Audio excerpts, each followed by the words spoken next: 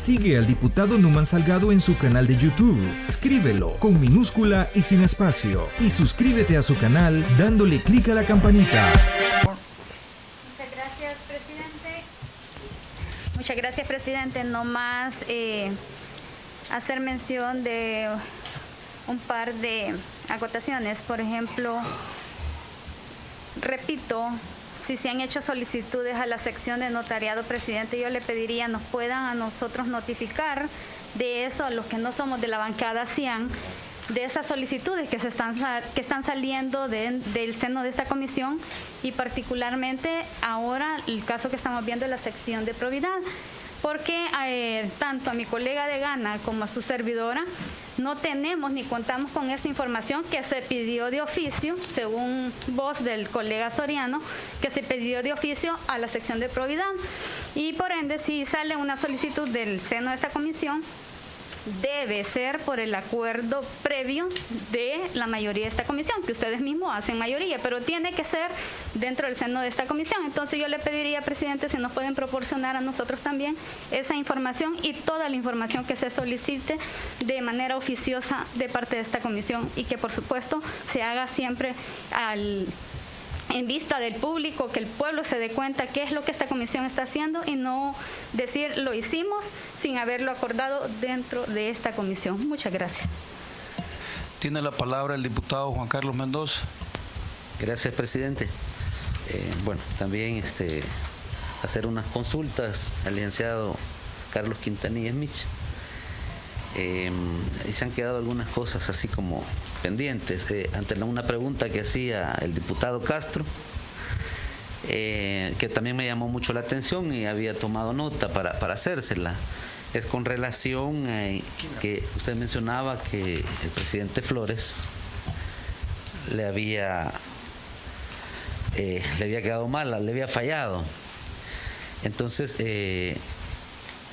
la duda es de que si era un tema económico en que le había fallado o qué otro tema era. Esa es una de las inquietudes que nos han quedado pendientes. Con mucho gusto, señor Mendoza.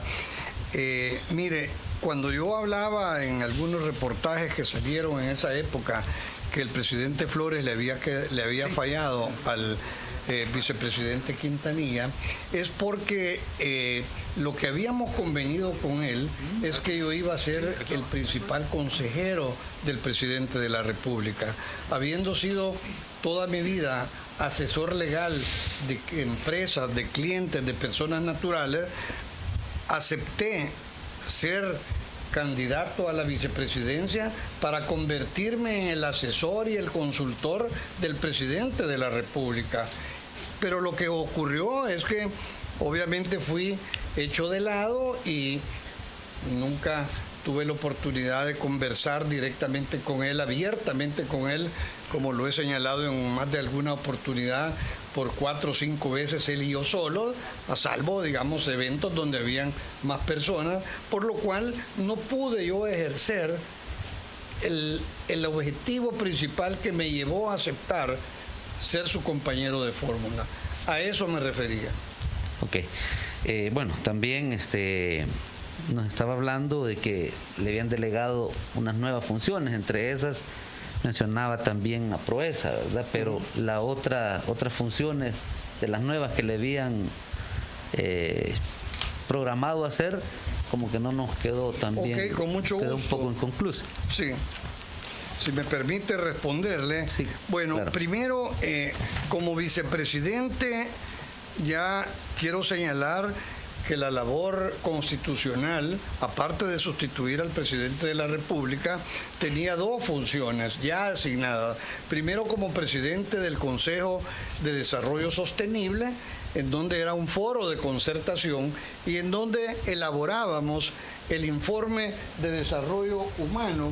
Aquí precisamente aproveché de que tenía una copia del informe de desarrollo humano del 2003, en donde aparece precisamente aquí el mensaje inicial con mi firma como vicepresidente de la República, que por cierto nos da una información valiosa de cómo estaba el país en el 2003 y cómo habían bajado los índices de analfabetismo, los índices de pobreza etcétera, etcétera. Pero esa era la primera. La segunda era ser miembro del foro de vicepresidentes para poder manejar el proyecto Trifinio, que por ley fue un acuerdo trilateral entre Honduras, El Salvador y Guatemala para promover desarrollo sostenible en la zona del Trifinio, que ya ustedes habrán escuchado. Y las nuevas actividades que convenimos con el presidente fue crear PROESA como la Agencia de Promoción de Inversión Extranjera y también el procurar el acercamiento de los salvadoreños en el exterior. Quiero aprovechar por señalar que usted, señora Santos, me mencionó de que lo importante es el legado que uno deja. Quiero decirles, aprovechando el uso de la palabra, que dentro del legado que yo dejé en PROESA, de donde sé que el señor Soriano formó parte, y me alegra muchísimo que usted haya sido funcionario de PROESA, que fue mi baby, por así decirlo. Mire, yo tuve la oportunidad de buscar inversión extranjera en todo el mundo. Como ya les mencioné, como vicepresidente de la República, me reuní con altos ejecutivos de empresas, ya mencioné a 2 de ellas, pero también, ¿qué dejó PROESA delegado en mi periodo? 106 empresas que generaron más de 100,000 empleos directos e indirectos. Toda la industria de call centers en este país fue producto de mi esfuerzo. Segundo, el Hotel de Camerón fue un proyecto que trajimos de los colombianos. El Grupo Calvo quería invertir en Costa Rica para su planta procesadora y tuve que ir 3 meses a España para convencerlos que era aquí, en el puerto de la Unión, donde debían. Y luego, si me permite, también la compañía Jumex, que reventó el siguiente periodo, Petenati, estuvimos en Uruguay viendo los temas de logística y gracias a eso se creó Ranza y Blue Logistics. Ahora, como salvadoreños en el exterior, si me permite, definimos...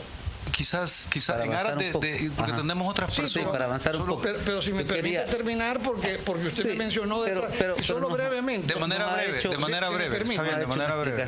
Promovimos la difusión de la ley NACARA y del TPS que fue dado en el 2001 y para eso promovimos una campaña de divulgación en Estados Unidos en donde participó don Mario Cruzberger, don Francisco, gente como el Cucuy de la Mañana, para poder motivar a los salvadoreños a que se inscribieran. Luego promoví reuniéndome con alcaldes de todo Estados Unidos para que el respeto de la Convención de los Trabajadores Migrantes. También en el 2001, que fueron los terremotos, promovimos el tema de Unidos por la Solidaridad. Es decir, todo esto... Perdón que me interrumpa. Yo sé que las funciones como... Prosiga, diputado. Sí, la siguiente pregunta, son grandes. Por favor, la siguiente yo quería aterrizar, por eso lo preguntaba, otras funciones que usted había mencionado que no se habían establecido, que para todo eso pues me imagino que había derogación de fondos para que ustedes pudieran funcionar. El tema de PROESA, el tema de producir el desarrollo humano, lo de los limítrofes. Sí. ¿Recibía usted fondos extras aparte para cada una de esas funciones? Algunas misiones oficiales, sí, por supuesto. Me tocó también ir a representar a El Salvador en tomas de gobierno.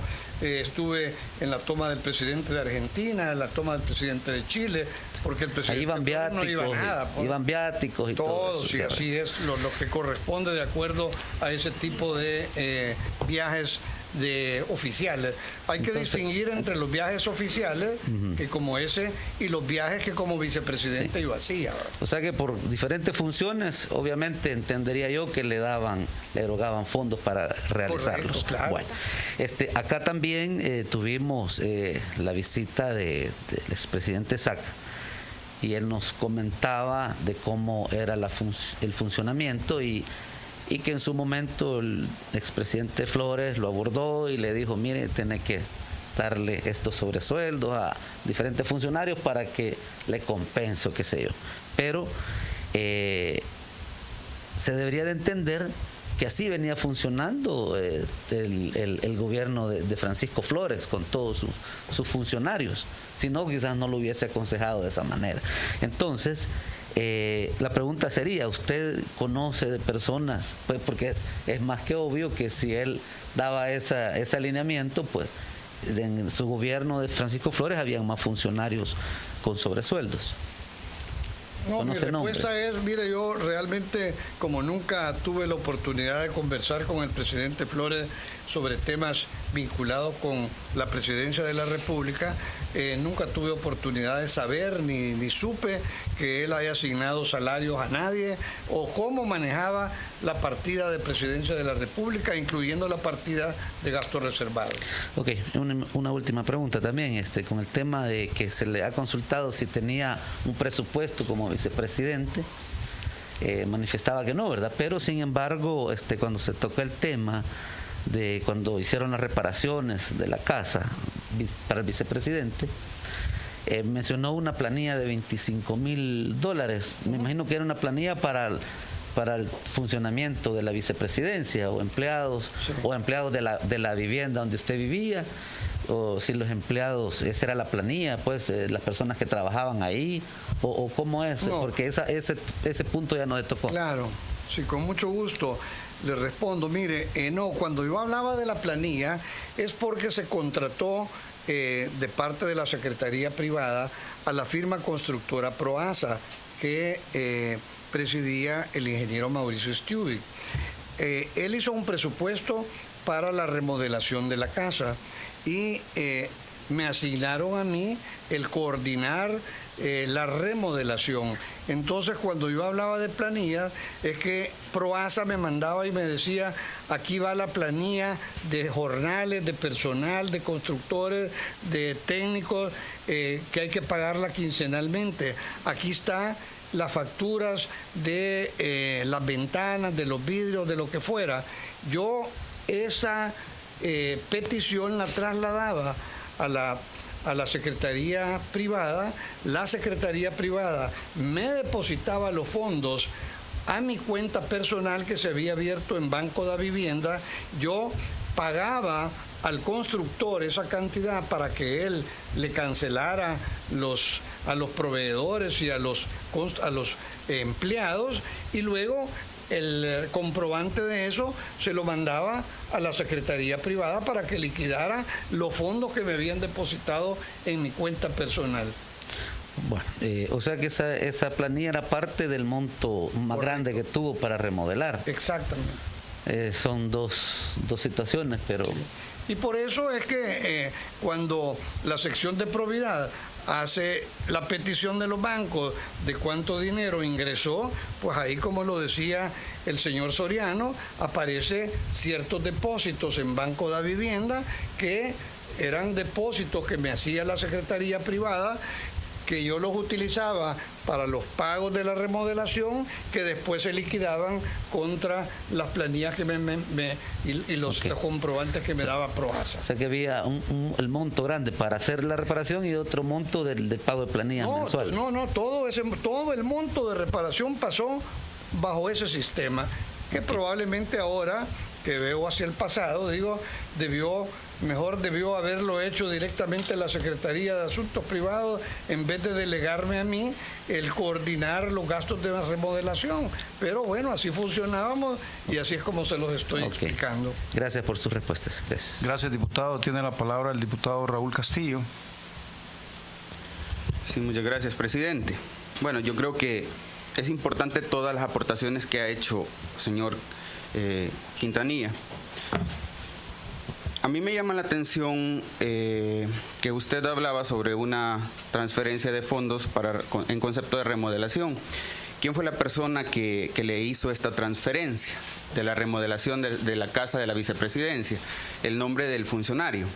Mire, no era una transferencia total, es decir, estoy hablando de que cada 15 días la planilla salarial, cuando llegaban planillas de proveedores o gastos de proveedores ahí se liquidaban. Yo avisaba a la secretaría privada, el secretario privado era el licenciado Aldo Parducci, que como antes lo manifesté y a raíz de alguna pregunta de ustedes, era el vínculo que yo tenía con el presidente para todo tipo de comunicación que yo necesitaba hacerle del conocimiento del presidente Flores. Así que la persona era el secretario privado, licenciado Aldo Parducci. Interesante. Señor Carlos, nosotros en esta comisión tiene como propósito esclarecer una verdad que, aunque por muchas aristas el pueblo la ha conocido, ahora existe la posibilidad de traer a todos los funcionarios que estuvieron involucrados en los gobiernos anteriores y que nos cuenten su versión sobre cómo ocurrían los sucesos.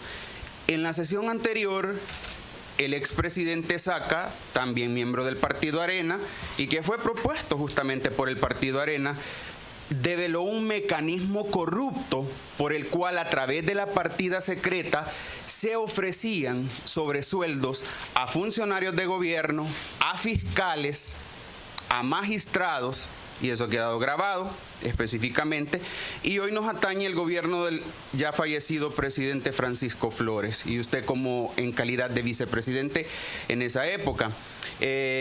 Entiendo que usted nos ha dicho hoy en un inicio que antes de entrar en funciones había un pacto con el expresidente Francisco Flores, con el cual, aparte de su salario base, que toda la población conoce, iba a recibir usted un pago de 5,000, si me reitera usted con sus propias palabras, ¿de cuánto era el pago adicional? 5,226.25. Ok. Esa cantidad hace un monto de 313.577. Supongo que los recibió durante todo su mandato como vicepresidente de la República. Sí, creo que sí, efectivamente. Ahora, ya un diputado lo abordó preguntándole sobre si usted conocía si funcionarios también de ese gobierno recibían sobresueldos. Usted lo ha negado. Pero yo vuelvo y le voy a citar algunos nombres porque me interesa que quede por efectos de grabación si usted tenía no conocimiento si se le entregaba sobresueldos. Pero como estamos develando un mecanismo y en su caso fue un pacto el que dio origen a este pago adicional, digámosle así, entonces me interesa saber si, por ejemplo, usted no supo o no estuvo enterado si el ministro de Justicia, Francisco Rodolfo Bertrán Galindo, por casualidad no hizo este mismo pacto con el expresidente Flores. Le puedo decir que lo desconozco. Okay. Yo realmente no sé qué relación tuvo cada uno de los ministros y funcionarios del gobierno con el presidente Flores. ¿Usted no sabe o no conoció si el señor Juan José Daboud Abdalá, exministro ad honorem de Hacienda, también tuvo este tipo de pacto con el expresidente Flores? También lo desconozco. No tuve ninguna conversación con el presidente Flores, ni tampoco de parte de ellos. Y un último funcionario, el exministro de Economía de en ese entonces, que era el señor Miguel Ernesto Lacayo. ¿Usted no conoce si este exfuncionario tuvo algún pacto también con el expresidente Flores? Tampoco lo conozco. Muy bien. Señor Carlos, a nosotros nos queda claro que usted ve con todas luces la legalidad en la entrega de este pago adicional. Lo mismo hizo el señor Cristiani, que lo ha dicho, que para él todo es lícito. Pero, ¿sabe? Le entiendo el punto legal y se lo voy a trasladar a la población de esta manera para que lo entiendan. Y voy a tomar el ejemplo de un docente contratado con un salario base que anda por los $600. Este docente, claro, tiene una partida del cual depende su salario y se le hacen todos los descuentos. Para que él pueda funcionar en otro turno, porque el docente trabaja de 7 a 12, existe una figura que se le llama sobresueldo. ¿Sí? Esto es normal en el Ministerio de Educación, todos lo conocemos. Pero para que este sobresueldo sea asignado a un docente, no se va a negociarlo con el director a escondidas. Esto pasa por una votación de un consejo directivo escolar. Este sobresueldo le va a obligar al docente a cubrir una jornada igual de trabajo. Es decir, no puede recibir un sobresueldo y también cubrir la misma jornada por la que ya está contratado con salario base. Es decir, que si trabaja por el turno de la mañana, este docente trabaja de 7 a 12 y el sobresueldo lo podría cubrir de 1 a 5 de la tarde en horario normal.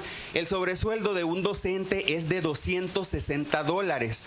Es más o menos la mitad de su salario base, y a este sobresueldo se le aplican todos los descuentos que por ley son pertinentes y también van depositados a su cuenta bancaria, de manera tal que anualmente él tiene que demostrar que recibió ese salario y no va a tener ningún problema en Hacienda porque él paga todos sus impuestos. Quiero aclarar porque este es el mecanismo correcto de cualquier asignación de sobresueldos. Ahora, cuando usted ahora nos ha hecho un recorrido sobre cómo se daba este proceso, nos queda claro que usted no tiene tampoco claridad si se pagaban o no se pagaban impuestos por estos $5,000 que usted recibía como pago compensatorio, que para nosotros lo llamamos sobresueldo, aunque usted lo llame pago compensatorio. Luego, quiero hacer otra aseveración. Hablaba usted sobre una remodelación que tuvo, aquí aparece que hay un depósito, y aquí sí le quiero volver a repreguntar. $248,934 para una remodelación de la casa o residencia del vicepresidente. Correcto. Eso estuvo en una cuenta bancaria a su nombre. ¿Ya puedo comenzar Sí, entonces? esta es la pregunta. Si ese dinero Comienzo entró, con la primera. lo demás era un comentario que estoy haciendo para aclararle a la población. Lo que me interesa saber si este cheque para remodelación de la residencia del vicepresidente estuvo en su cuenta bancaria. Bueno, mire, le respondo de la siguiente manera a raíz de su comentario. Usted está confundiendo peras con manzanas. Me está queriendo comparar el salario de un docente, como pudiera ser el salario de cualquier empleado y funcionario público, con la posición del presidente o vicepresidente de la República. Entonces, todos los hombres somos iguales ante la ley. Es correcto. Pero obviamente no todos tenemos el mismo salario, las mismas prestaciones, las mismas responsabilidades. Yo, como vicepresidente de la República, como dice el presidente Bukele, trabajaba como vicepresidente 24/7. Era vicepresidente el domingo a la medianoche, estuviera en El Salvador o estuviera en Estados Unidos promoviendo inversión extranjera. Entonces, no se puede comparar los salarios. Entonces, el vicepresidente y presidente de la República están sobre la ley y pueden asignarse una cantidad adicional a su salario según sea su discreción. Por lo que le entiendo, porque si un docente se limita a lo que la ley le permite o le faculta, usted me acaba de decir que el presidente y vicepresidente están supra la Constitución y pueden ustedes, o pudieron en ese entonces, tomarse el dinero que ustedes quisieran y meterlo a sus cuentas bancarias. No, me ha entendido mal. Cuando yo le digo que está comparando peras con naranjas, es porque me está poniendo de que pobrecito el docente que recibe ese salario, cuando dijo usted que eran tantas veces el salario que yo recibía adicional. Entonces no pueden, aunque todos los hombres somos iguales ante la ley, hay diferencias de responsabilidades.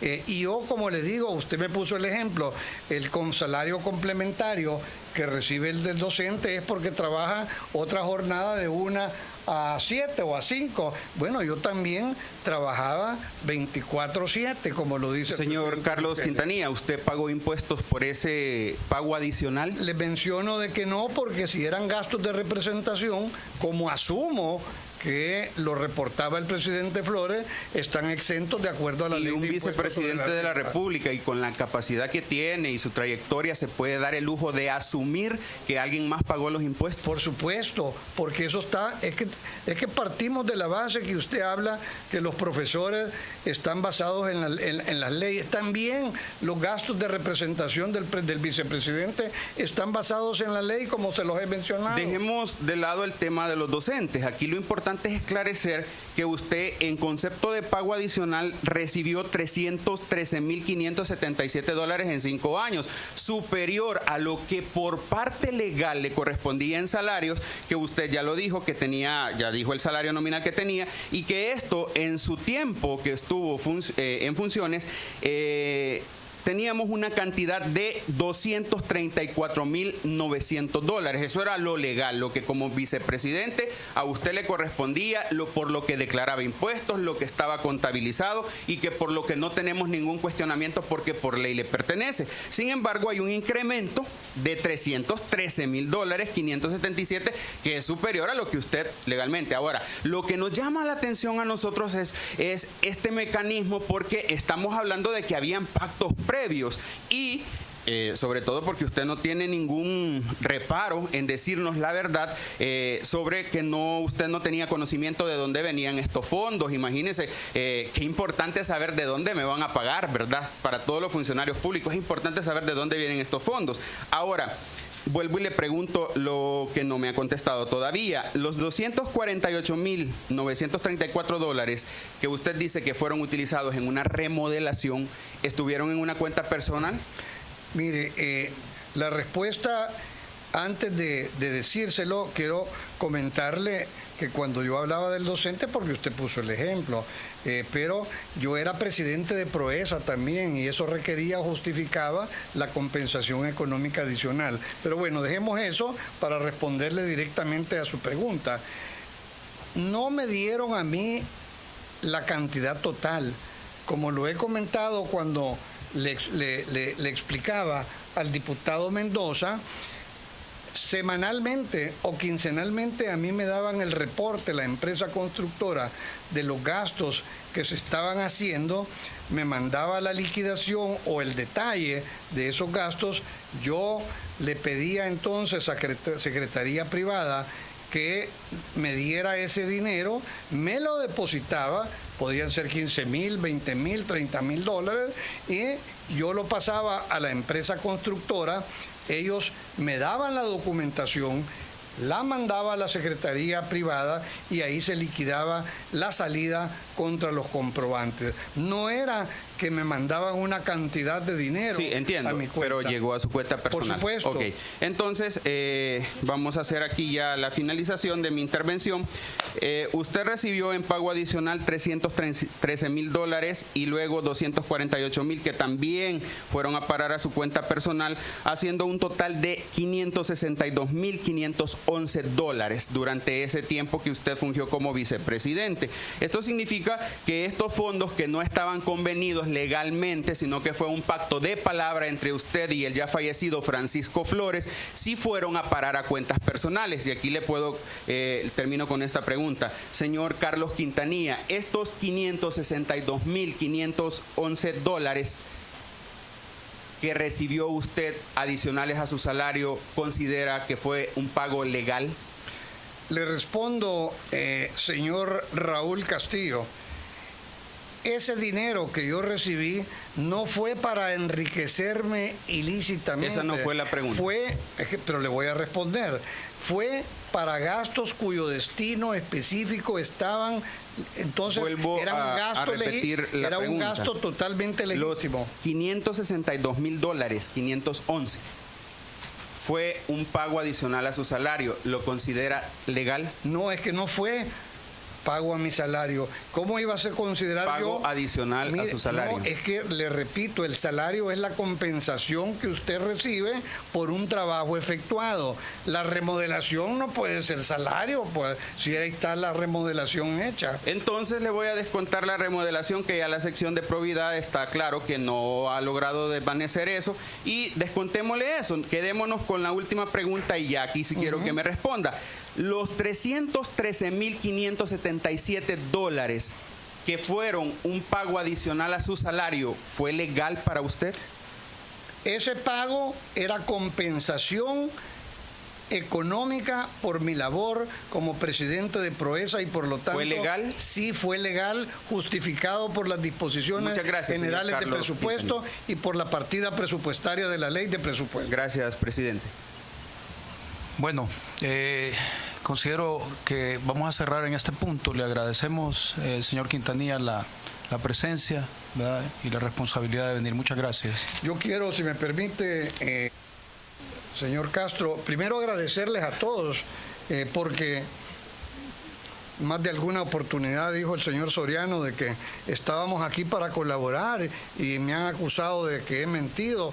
Verdaderamente no lo creo, pero he tratado de ser honesto, de decirles a ustedes cómo funcionó la vicepresidencia de la República cuando tuve el alto honor de desempeñar ese cargo por voluntad de los salvadoreños, electo con el 52% de los votos de quienes se apersonaron a las urnas, y por lo tanto considero de que he tratado de decirles a ustedes toda la información de cómo funcionaba. Y les reitero, a raíz de lo que decía el señor Castillo, que bajo mi perspectiva como abogado, que por cierto estoy cumpliendo 40 años de haber sido autorizado como abogado, puedo legítimamente aseverar que todas las actividades que hice como vicepresidente, todos los dineros que recibí como vicepresidente fueron sustentados legalmente en las leyes de la República. Así que con eso cierro, y quiero señalar también a ustedes que hoy me siento sumamente contento de haber acudido a esta honorable comisión, porque también he puesto en práctica ese juramento que yo di, primero cuando me juramentaron en base a la Constitución de la República como funcionario público, y en segundo lugar cuando también juré como graduado de la Universidad Dr. José Matías Delgado. En esa ocasión dije lo siguiente: juro por Dios y por la patria cumplir con el ideario o filosofía de la Universidad Dr. José Matías Delgado, basado en la libertad, sustentado en la verdad, la moralidad y la justicia, en provecho del bienestar nacional y la solución patriótica de los problemas del país, todo enmarcado en el lema de la universidad Omnia Cum Honore. Me siento satisfecho de haber venido ante ustedes y haber cumplido ese juramento doble, el juramento que hice como vicepresidente y el juramento que hice como graduado, primer graduado de la Universidad Dr. José Matías Delgado. Muchas gracias, estimado señor Castro. Gracias, señor Quintanilla. ¿Me ayuda, por favor, para